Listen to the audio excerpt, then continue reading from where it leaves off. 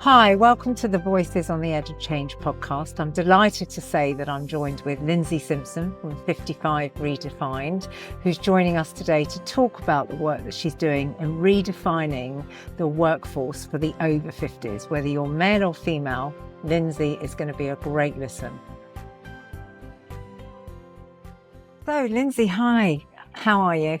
Very well, thank you. Thank you. Good. That's great. Lyndsey, I've been extremely excited to do this podcast with you.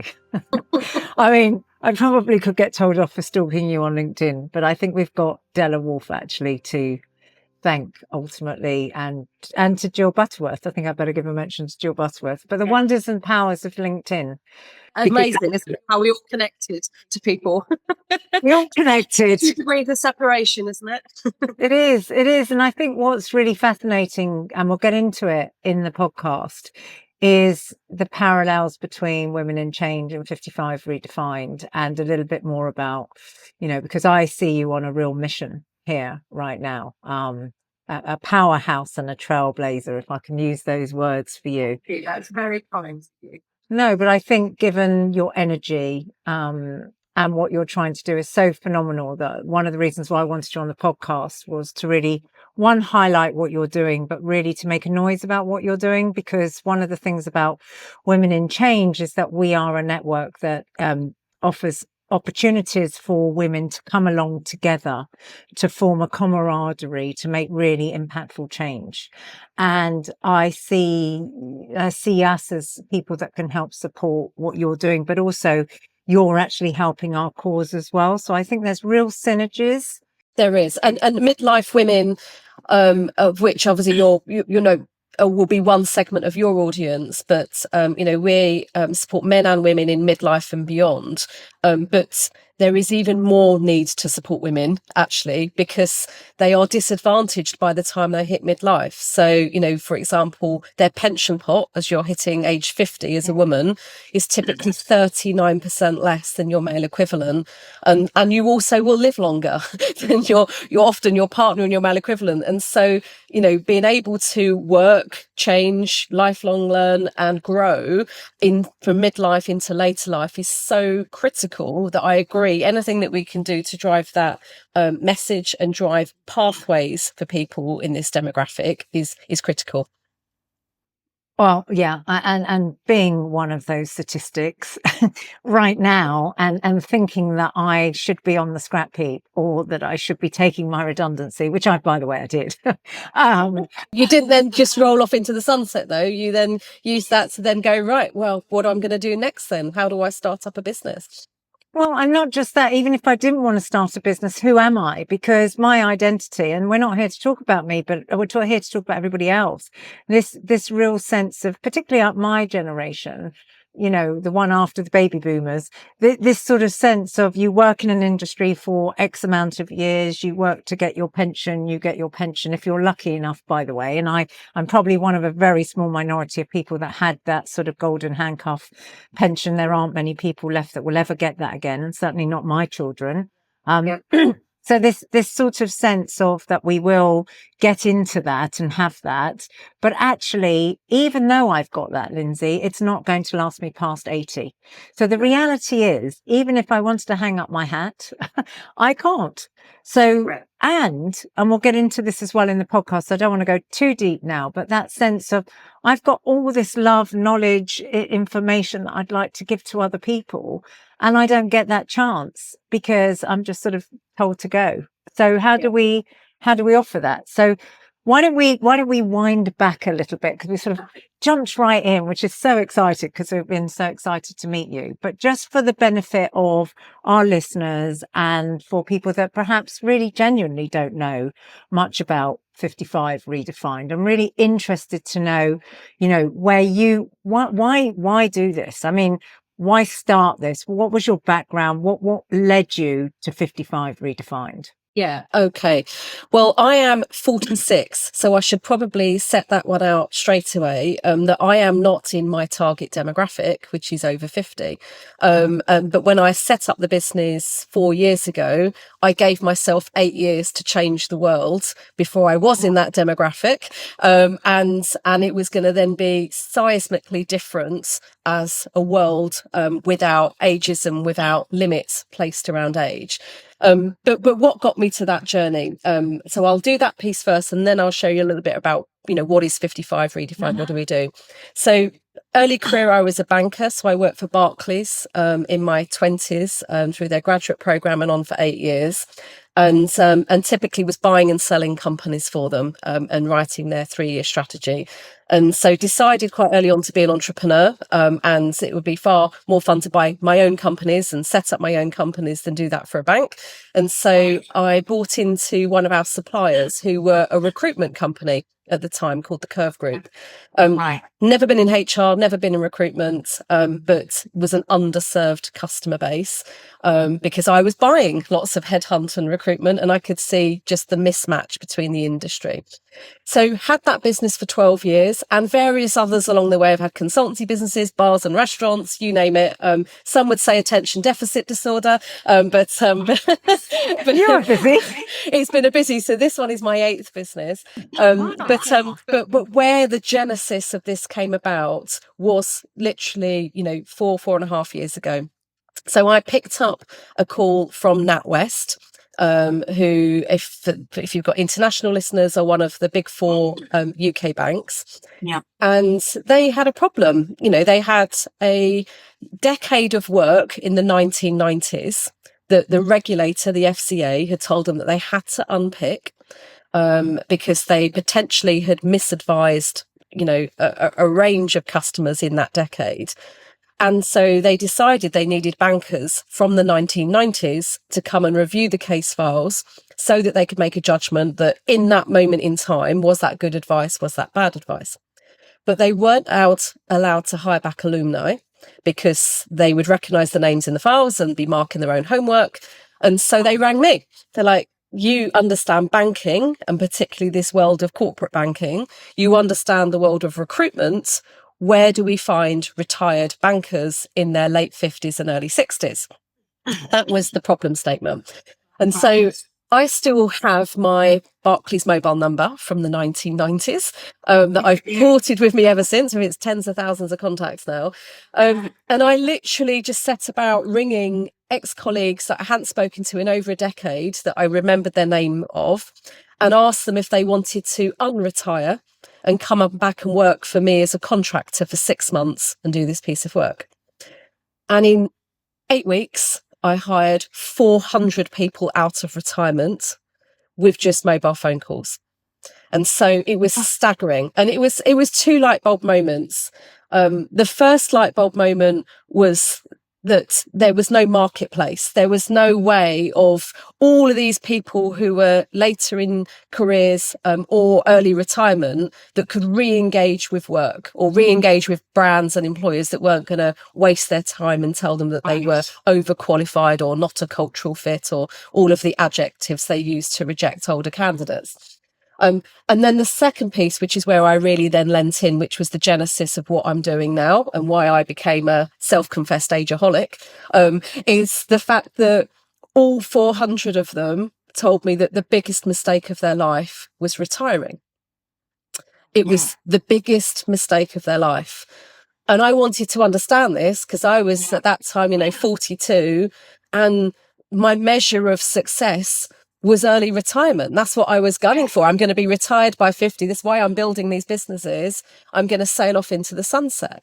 So I really wanted to get underneath this. So I started to commission research. I got Census Wide and other research organizations to look at what are the barriers around older work. We released a research report called Shut Out, Forced Out, Overlooked.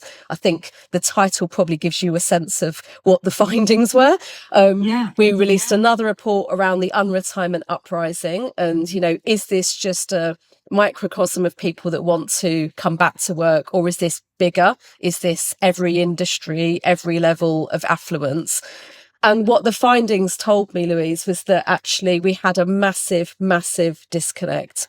People in their 50s and 60s were basically sleepwalking into this stage of life. They were just following what society told them that they should do. You should give up work and be a full-time grandparent. You know, you should retire at 65. You should make way for the next generation. But nobody was telling them that we'd added 30 years to life expectancy, and that this demographic, you know, your demographic that you just shared, you know, the generation below baby boomers, Generation X, you know, that they're nothing like their parents' generation. They don't look like them. They don't act like them. They're healthier. They're wealthier. There is very little similarity around somebody in their 50s and 60s now and what their parents' generation were when they were in their 50s and 60s. Yeah. And I think to your point, this sense of I mean, I've worked since the age of 16. I'm about to turn 58. Right. Yeah. And I keep saying to myself, what would I do? I mean, I can learn a few new things. And I watched that wonderful Dr. Mosley program last night, which was just one more thing. And I've definitely got 3 or 4 things on my list as a result that I want to learn. But what would I do every day? I can't go shopping and spend money. I can't buy clothes I'm not going to wear. And that is the big thing. So when I dug in deeper to say, you know, why is retirement your regret? Because these were also, let's remember, you know, that first cohort of people that were retired from banking, they could afford to be retired. So this was not a financial issue. This wasn't that they were struggling to pay their bills. You know, this was something deeper. This was something about purpose and need and identity. And what they all really described to me was a rainbow. They described the fact that they had only really envisaged retirement for the first 12 months. They'd envisaged the lay-in and the holidays and the things, the hobbies they were going to take up. I'm finally going to learn, you know, have time to learn the piano. I'm finally going to speak Spanish. I'm going to go to this country. I'm going to do this, that, and the other. But they had never factored in, as you say, 7 days a week, 24 hours a day for 40 more years, which is sometimes longer than people's actual careers. Right. What are you going to do? How are you going to feel? You can't be on holiday every day. You can't be learning the piano, you know, 24 hours a day, 7 days a week. So how do you then get purpose? How do you get meaning? How do you feel like a valuable, contributing human being, which is actually how we're all hardwired? And the answer actually often returns to purposeful activity, purposeful work. And then, so as I then dug into that, what was then also really interesting was the correlation between working longer and healthier aging. So the longer you work, the better you age. The longer you continue to learn and remain curious and, you know, do those one more thing, then you actually create new neural pathways. You keep your brain healthy, fit, active. And the minute you stop learning, it shrinks really, really scarily quickly.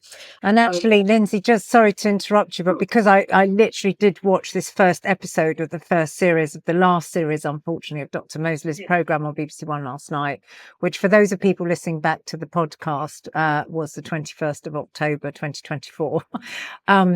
I do really want to impress on all the evidence that you're saying here on the podcast, the evidence that came out on the program about the recreation of the neuro pathways, about the fact that actually you can remember more, that you can do more, that you can learn more. And they were also saying, which was fascinating to me, the more activities you take on at the same time. So if you took 3 activities on in a week, for example, from whether it's a crossword puzzle to learning Spanish, to whatever it might be, you actually increase your opportunity to retain more information, which means you have less chance, hopefully, of things like dementia or Alzheimer's. And 100%. I mean, these stats are, you know, made goosebumps for me yesterday to think, because I have a retired husband who is now walking the dog whilst we record this podcast. And I keep saying to him, what are you going to do? What are you going to do? There are 2 things that come out of I suppose, the last few decades of research into healthy aging. One is around this purposeful activity and learning. And so I always thought, you know, there's a really high mortality rate for people that have a trip in later life. So they trip and fall and they break their hip or they break their shoulder. They go into hospital, and within 12 months, there's a ridiculously high mortality rate of them when people have these fractures. And I always wrongly assumed that the people that were having these trips and falls were not keeping themselves physically fit and active. They weren't gym goers. They weren't healthy. Absolutely nothing to do with it. It is all about your brain. So what happens is, you could be walking along the street, you see a crooked pavement slab in front of you, you see it, you look at it, there's a crooked pavement slab, but your brain doesn't tell your knee fast enough to lift your leg, and you trip. You could be going to the gym every day, but if you're not training your brain, and by the way, crossword puzzles, Sudokus do not create new neural pathways, because you're just applying knowledge you already know. You're just, it improves memory and recall, but it's not creating new pathways. You have to do something new. And, it could be driving a different way to work. It could be going to a different country. It could be learning a language. It could be looking up words that you see in a crossword that you don't know what the meaning of. It could be learning to juggle. It could be literally anything. But if you do a brain scan before and after, let's say juggling, so someone just attempts to juggle. They don't even succeed at it, but they attempt to juggle. You do a brain scan before, you do a brain scan after, and all of the brain lights up as hand-eye coordination improves, memory improves, intelligence is created just by trying to attempt to juggle. So that was mind-blowing to me. And it makes sense then when you look at, our late Queen and, Richard Attenborough and all of these people that continue to keep going, just how, how strong they are in their later life. The second piece of research by a lady called Becca Levy, which was a very long-running study, looked at the ageist views we hold about ourselves. Yeah. And this is phenomenal. So if you are that person that says, I can't wear my hair long at my age, or I can't wear that because I look like mutton dressed as lamb, or I can't take up CrossFit now because I've never been to a gym and I'm now in my mid-50s, or I can't. Yes. What actually happens is you train your brain, you can't, and your brain starts then adjusting your physicality towards that. And what the study proved is if you hold ageist views about yourself, you will knock 7.5 years off your own lifespan. And I'm just going to repeat that, because I would, if there's one thing that people take from this, is if you hold ageist views about yourself, you will knock 7.5 years off of your own lifespan. And that is a study that's run for decades, taking into account every other indicator, affluence, race, health. It's all about attitudes. And so for me, and a very, very long-winded way of answering your first question, I've answered a little bit around, why have I got into this and got so fascinated into it? But what do we then do? Well, 55 redefined 55 is a tipping point. It is the peak age for divorce. It's the peak age for financial exploration, because you can access your pensions and work out what can you afford. Peak age for family situations changing as kids leave the home. A peak age for people to change career, reskill. And so we work with typically people that are 50 plus. And they redefine what is this new life? What are they going to pioneer, given they are the very first humans on the planet that have this benefit of these 30 extra years of lifespan? And then the way we do that is through 3 businesses. We have work redefined, jobs redefined, and life redefined. So jobs redefined is that very first business from those NatWest conversations, which is a jobs board marketplace. So if I'm over 50 and I want to search and apply for jobs with companies that aren't going to waste my time, that genuinely want an application from me, go to Jobs Redefined. That's for active job seekers. You then have Life Redefined, which is a free to subscribe to membership platform for anyone in midlife and beyond to get inspiration and advice. and see stories, share stories of what we call our redefiners. I used to be a project manager for Barclays, and now I'm doing climbing Mount Everest tours. I used to be a telecoms executive, and now I'm a postman, and I'm doing 20,000 steps a day, and I've lost 3 stone. People that are mixing up, breaking the stereotype, and inspiration around how do you start a business? How do you go back to education? How do you create the life that you want and purpose? There is the University of Third Life, which a lot of people don't actually even know about till they get to my age. This because my husband's been looking into it, so I know quite a bit about this now, which is quite something. There's a hell of a community where I live, actually, on the third University of Life. I mean, maybe because we've chosen to move out a little bit further and there's older people, but nevertheless, it's a massive community round here. And actually, it's incredibly active and inspirational. Actually, and there is so much free education. Open University have a range of courses that are free to complete. A number of employers will offer free and subsidized training, Salesforce, Specsavers, to retrain into being an audiologist or a Salesforce data specialist. There are so many training pathways that cost you nothing, and often where you actually earn to retrain into sectors that are struggling with talent. And then the final business, which is the one that really enables us to have the most impact, which is the one that is helping me kind of solve this globally, is Work Redefined. Yes, this is the one I'm most interested in because I know you're going to get into this, Lyndsey, but I think you've got over 90 organisations now behind you or in front of you doing this very thing. Exactly that. Yeah, they are global. We typically work with companies with over 5,000 employees, partly just so that we can have fast impact on large numbers. Every sector, so Diageo to Amazon to AXA to Barclays to Lidl to John Lewis, you name it, global multinationals where we are pretty much fixing them, Louise, from the inside out. So we start with their data. So we analyze their entire workforce data and replay it through the lens of an over 50s employee. And we look at the trends related to age. So people will assume that older workers are more expensive, or they'll assume that they get ill more often. They have all these or that they're not tech native, or, there's all these assumptions that are loaded with age. And then so we use their data to actually hold a mirror back up to them and show them what the data actually tells them, which has been in 100% of cases that there is a return on experience. So we talk about ROI, return on investment. Yes, yeah.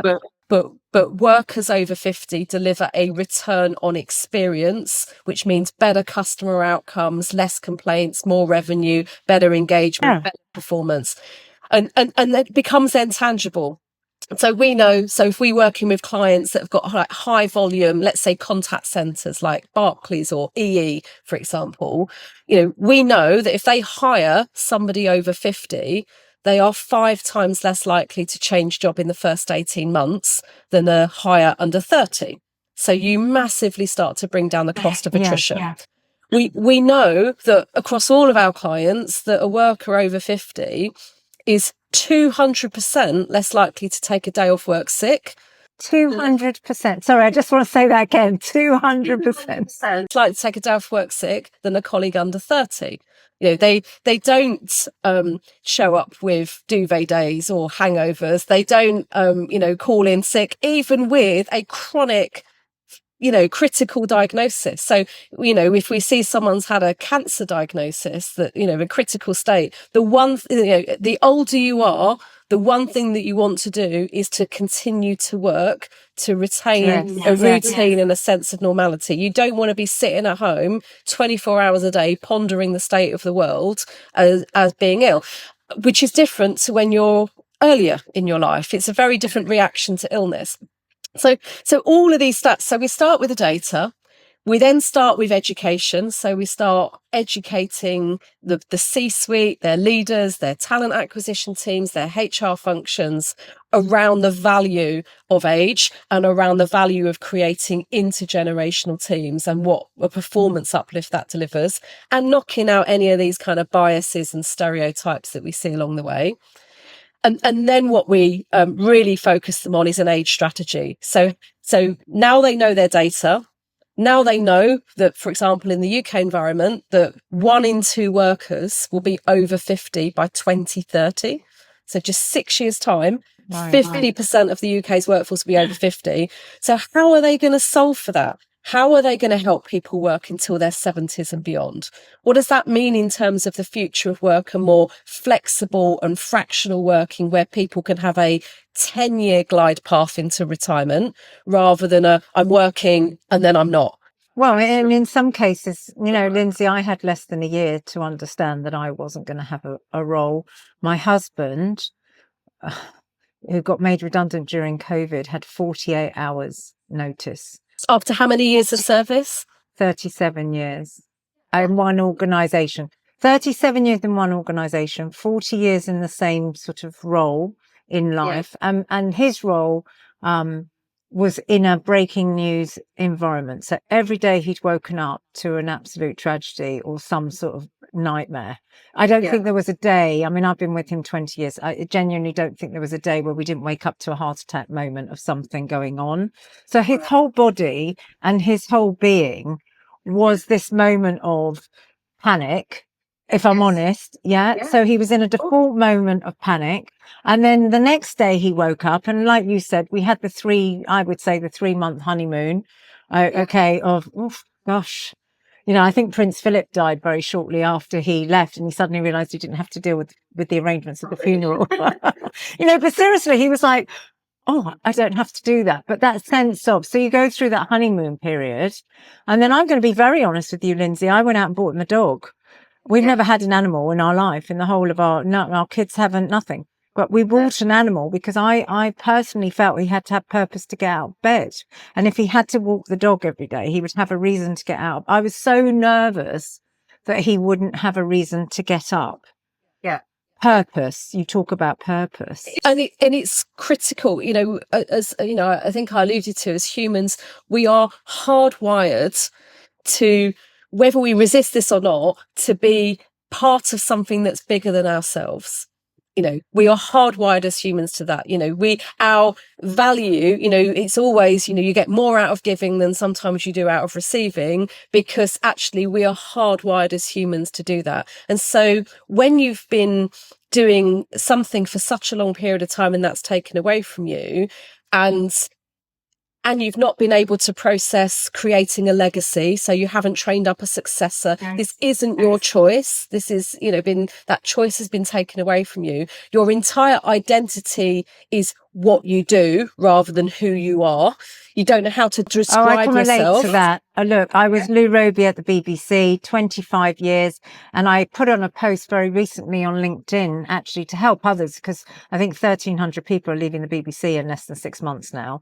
So how that's being managed. And it's not a criticism to the BBC for the sake of this podcast, but I'm saying to manage people out in 6 months, 1,300 people is a huge number. But that moment of you literally step out, you sat there, who am I?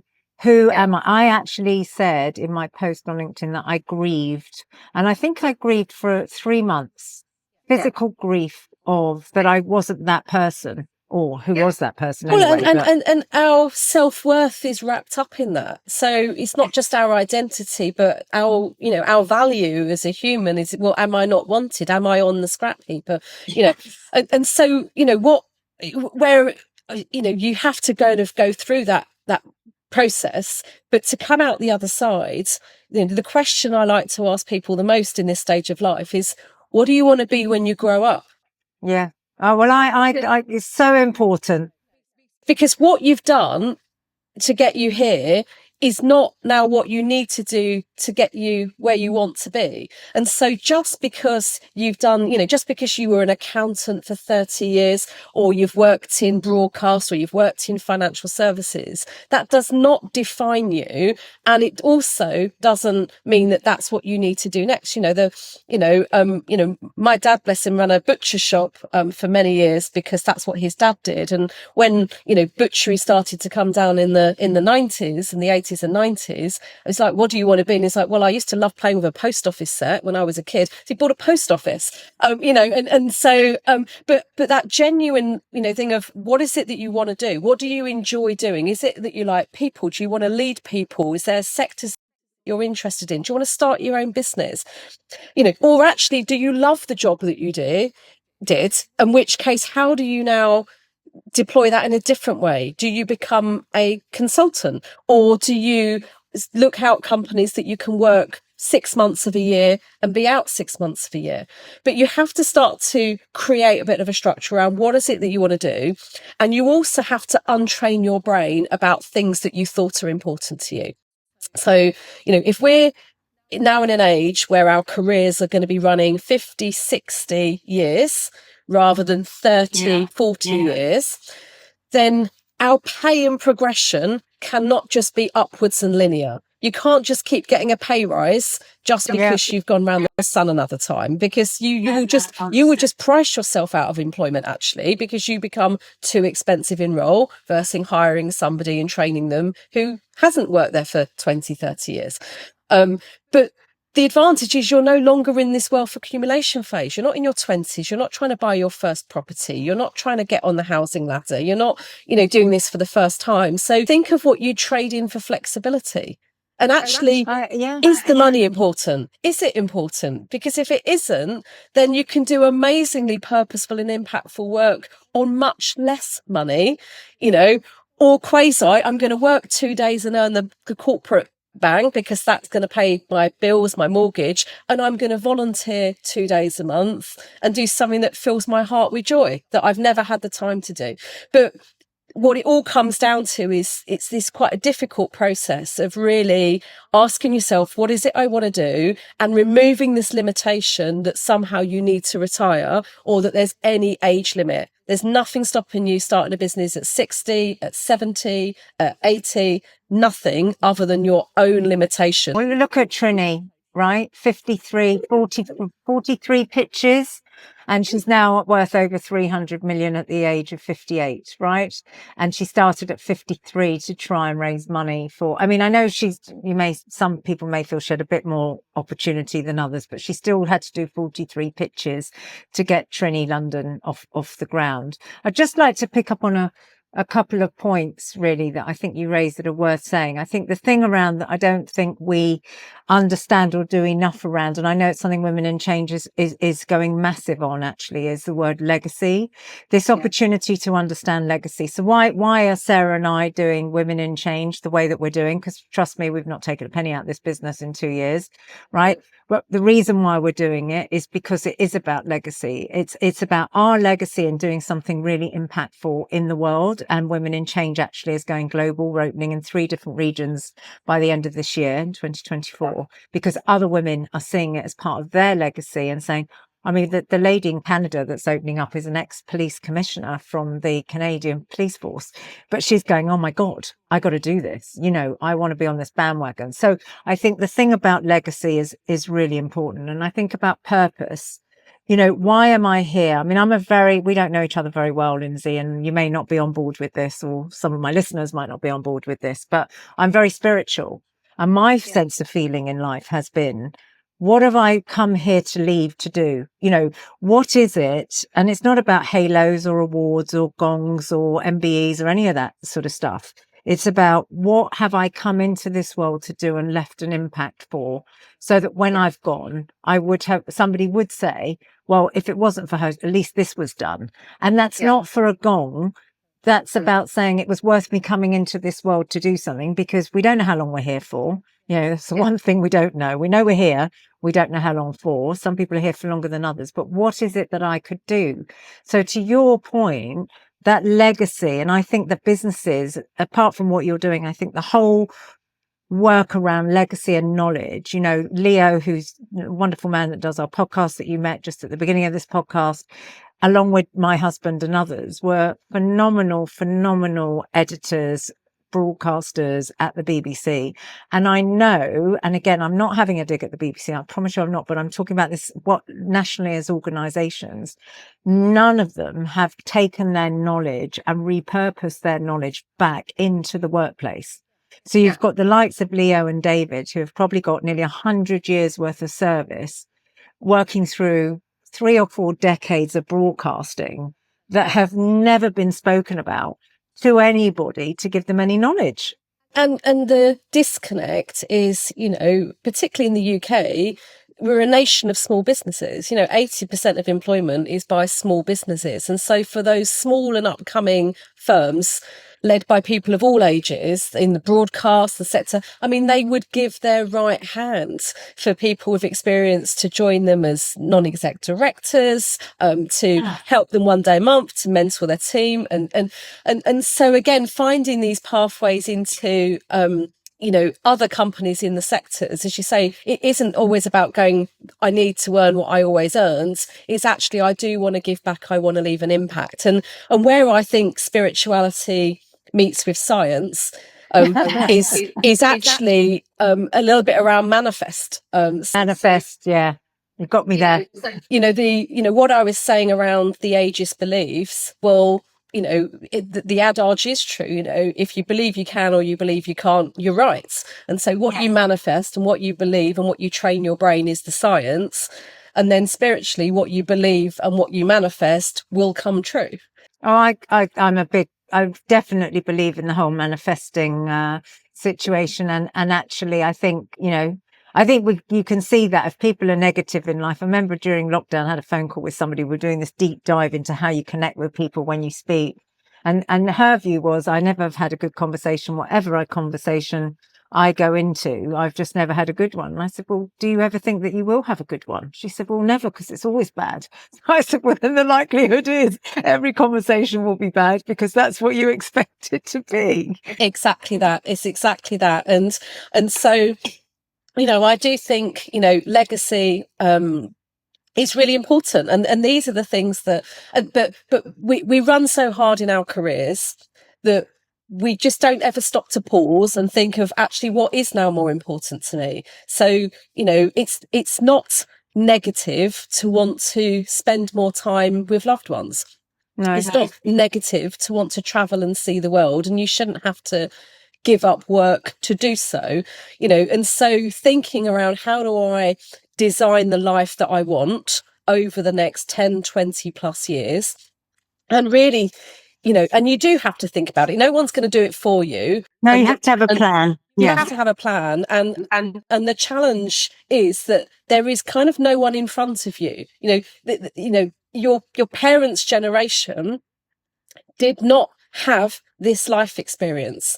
This is not that, you know, they are physiologically older than you are at this age. You know, that is just fact. You know, the nutrition. Well, I was about to say food, yeah.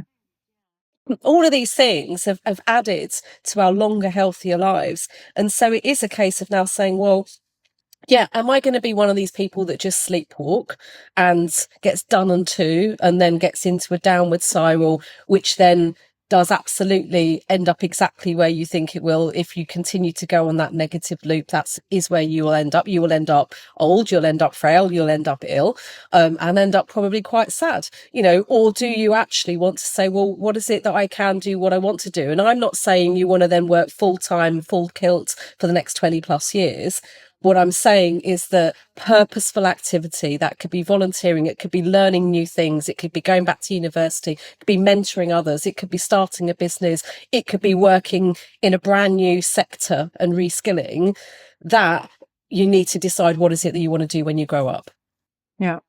Well, I mean, there's so much there to unpack, Lyndsey. I mean, I really think the I think it has to also come from a younger age now as well, isn't it? Because I know when I went to work, you were going to work for the same company all your life. You were going to get a pension. Like you said, you're going to retire. And I just want to pick up on something you said much earlier, because it did make me smile. When I got to 40, my mother phoned me and said, "Have you had your hair cut?"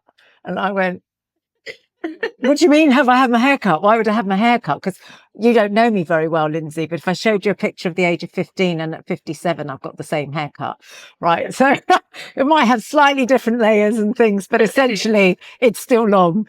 And I just said to her, "Have you seen the pictures of Goldie Hawn and other people?" Not because I say I look like Goldie Hawn, but because at the age of nearly 80, she's got long hair. What is this perception that at the age of 40, I was supposed to have a bob? And then by the time I was 50, I was supposed to have a short back and side, so to speak. I mean, my family were all hairdressers, so you can imagine where she was going with that question. But I find it amazing. And if I look at my mother versus me, and, you know, if my mum's listening, I'm sorry, but, you know, she has given into age. At every decade, she's gone, "Well, I'm this age now, so I have to do this." And apart from clothing, which I'd say she's still very with it in clothing, actually. And in fact, just to make you laugh, we all went out the other day and my daughter, myself and my mother were all in jeans and a sweater or a t-shirt. So we're actually all in the same uniform, which I thought was quite funny.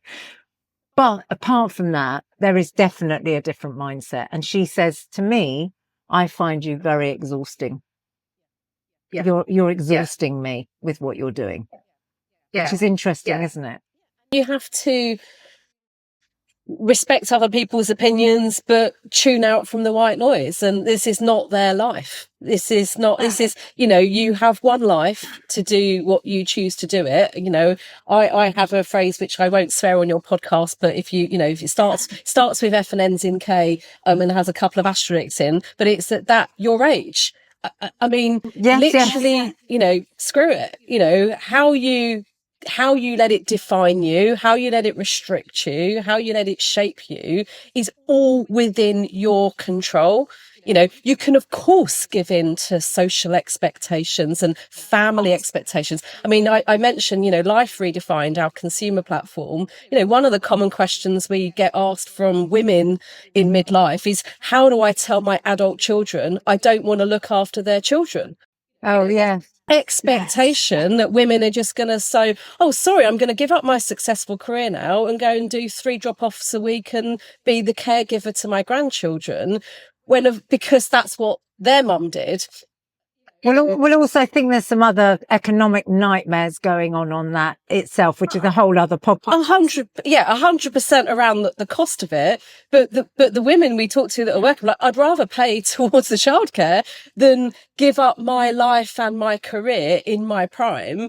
No, I agree. And also, I want to be a grandparent. I want to be doing the fun stuff. I don't want to be seen as a second parent because our, you know, screwed up, welfare system for childcare is so prohibitively expensive. Just on that, I met a woman in Spain on my summer holiday this year who is Norwegian, very, very high-powered businesswoman, it turned out. But she said to me that 40%, this is really interesting statistics actually, 40% of every board member of every organisation in Norway has to be a woman. It's illegal to work past more than 7.5, 8 hours for any employee, and it's illegal to have your child in daycare longer than 8 hours a day, which means you technically have to work less hours because you have to be allowed the time to commute and the time to commute back. So it's a really interesting ethos. And also they don't go to school till they're much older as well. So there's all of that that's supported. I'm very conscious of time.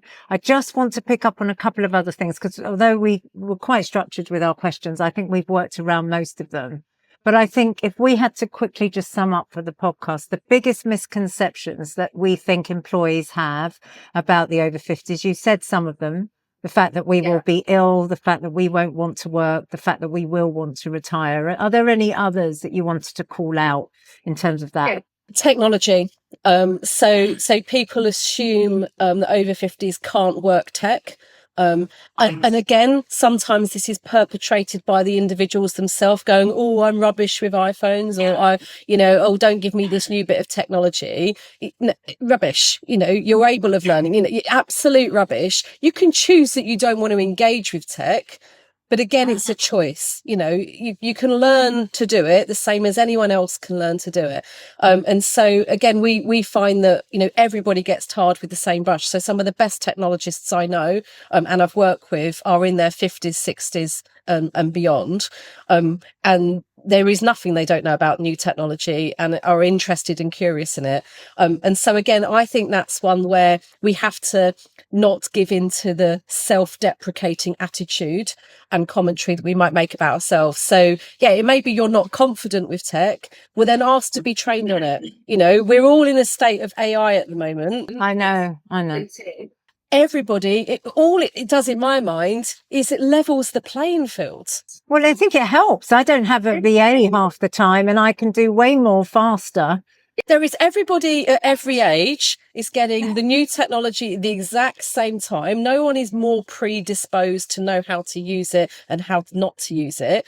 So train on it, put yourself through a little awareness course. Ask your employer to help you understand, how do I incorporate AI into my day job, and break through that confidence barrier that you might have and then lean in. And when we see people do that, they absolutely love it. They're game changers on it. And because what with every bit of tech has to be people enabled. You can have the best software in the world, but unless you've got people that are in, particularly in your world, women of change, people who are rolling out the change to systems, people who are asking entire workforces to embrace new technology and new ways of working, they're human skills, just the same way as when we first had mobile phones, just the same way as, we had the year 2K crisis in the 00s that the world was going to end. It's just another thing, but we start to put these self-limiting attitudes in of, I'm not good with tech. And again, you train your brain, you're going to do that, then guess what the end result is? That you all start struggling with it. So that's one of the ones that we're often working with employers to prove to them that actually you can train anybody at any age on anything. Training preferences do need to be switched. So if I'm, hiring into a contact center, for example, the younger cohorts need a lot more soft skills training around listening skills, talking on the phone, empathy, and less on the tech processes. And the older cohorts needs very little training on listening skills and empathy and human, but they want to be more confident in navigating the tech before they're on a live call environment because they don't want to look stupid. It's not that they can't understand it. They just want to know more about it before they're let loose with it. So that's but health, longevity. And then the other thing is, do not assume, too many employers assume that people want to stop working by their mid-60s. Yeah. So they make that massive assumption around their own existing workforce. And they make that massive assumption then hiring anybody over 55 because they think it's a closing in timeline where they're going to leave and retire and not be motivated. So I think showing that people want to continue to work en masse into their 60s and their 70s means that we'll get rid of some of these really, really negative behaviours that we see around recruitment. Okay. And lastly, then, just because as lovely as I'll continue this conversation all day, and I'm sure I will at some point with you, just like to know about your future plans for 55 Redefined. You've got over 90 companies on board at the moment. I saw EasyJet, which I think is a fabulous one, because how many of us have wanted to travel more and not had the time to do it? What better way than maybe joining an airline for now? What fun. And I think that's something we haven't really mentioned, but the opportunity to actually put the fun back into some of the working roles that I could do, that perhaps when I was trying to pay the mortgage, bring the kids up, do 2 jobs to keep the wheels turning. Actually, I know that this thing, Women in Change, or my other business, which is producing the podcast, which is Change Story, the sense that I can do multiple things, the fact that I can decide to yesterday go out for lunch with a girlfriend because, hey, I can, is a fun. Putting fun back into work, right? Yeah, I mean, we've got, Dentsu are one of our clients who are a big advertising organization, and, they're hiring apprentices into social media marketing and account management for people that have never worked in the ad industry or the media in their 50s and 60s, and giving them a qualification in photography and things like that. So there is nothing off limits if you're prepared to go and look. But, where does the world of 55 Redefine go? Well, the last 12 months have been pretty transformative because we've always been working with these large global corporates, but we've been typically been working in the UK for them.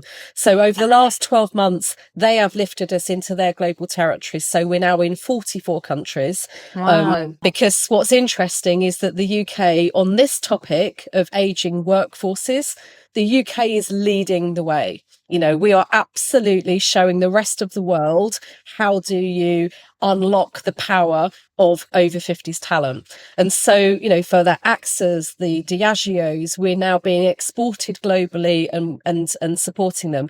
And so the big thing for us is, we've been working with some of these companies on a brilliant SaaS enterprise tool called Me Redefined. Of which the strapline you'll like, because it's be inspired, not retired. I love that. Be inspired, not Be retired. inspired, not retired. And that's a workforce tool where employers will pay for it, for their workforce, to give them the support from us around how do you have a plan? What do you do next? All the training, all the guidance. So almost like a perfect midlife coach in your pocket. So the individual gets the benefit of the support that has been lacking for so long, but the company gets the benefit of data and insight. I can then see on an aggregated level what percentage of my workforce are thinking of staying or leaving. What would I have to change Right. to stay working longer? What different types of future of work or reskilling does this group want, so I can serve that up? Is that a survey? Is that going to be like a survey thing how do you do that? No, it's not a survey. No. So because we have individual users going through the program, it's a platform program. Oh, right. They're constantly answering questions Okay. that we're going through as we're helping them with their coaching. And then we aggregate some of those answers to say, well, actually, 2,000 people in your workforce are thinking of retiring in the next 12 months. But if you gave them a 3-month unpaid sabbatical to travel, they wouldn't leave.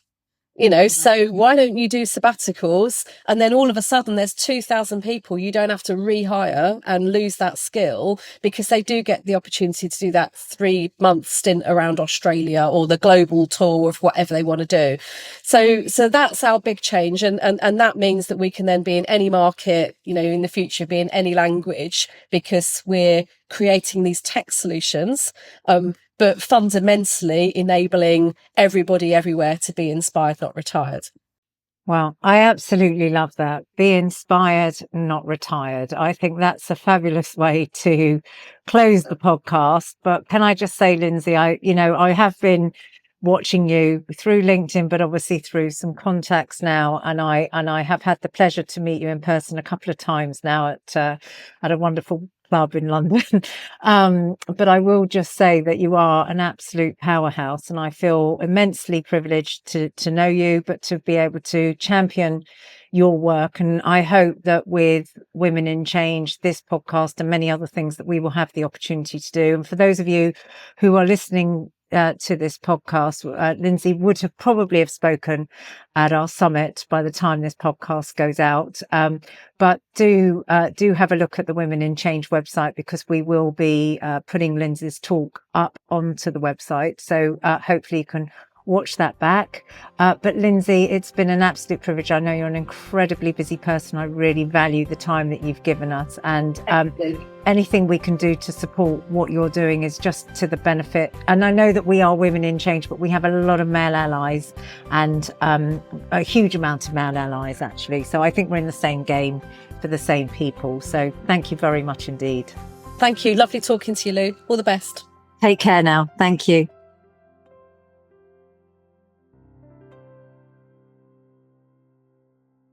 Goodness me, what a woman, what a mission.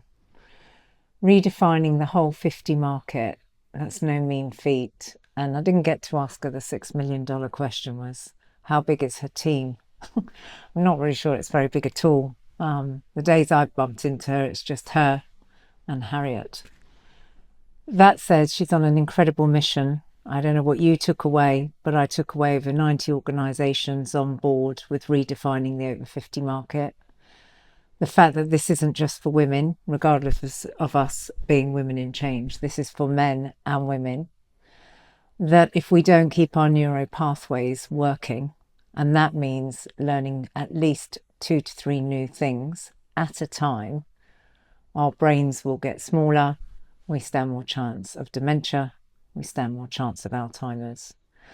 We're 200%, I think she said, less likely to take a day off sick because we're over 50. We're more likely to enjoy our careers and the opportunity to have another career, to be able to do something maybe you've always dreamed of doing and never been able to do. The fact that there is an enormous amount of free training, retraining. The fact that we can learn just as much tech as anybody else. In fact, we can be even better in some cases. You can even be the social media manager you didn't know you could ever be. I find all of that fascinating. And the other thing I find fascinating was the fact how much we can give back. We talked a lot about legacy. What's your legacy? What do you want your legacy to be? Have you thought about all the roles that you haven't been able to do in your life that you might want to do? One of my closest and dearest friends has just retrained at the age of 60 as a nutritionist. She's actually gone back to university for 3 years to become a nutritionist. That's amazing. There are so many opportunities available. The stereotyping, did you get that? Did you hear that? I dress the same as my daughter. How do you dress? Anyway, so much food for thought as ever on these podcasts, so much more I could say, but I think what we all need to do is to get behind Lyndsey at 55 Redefined. Have a look at her website. She did say that she's got a whole recruitment arm. She's got opportunities to see where you could retrain. So just Google 55 Redefined. If you want to find out more about us, we can be found at Women in Change, and you can drop us a note there or on LinkedIn. Thanks for listening. This episode was sponsored by Change Story. All our podcasts are made by changestory.co.uk. If you want to make your own podcast or know more, why not get in touch?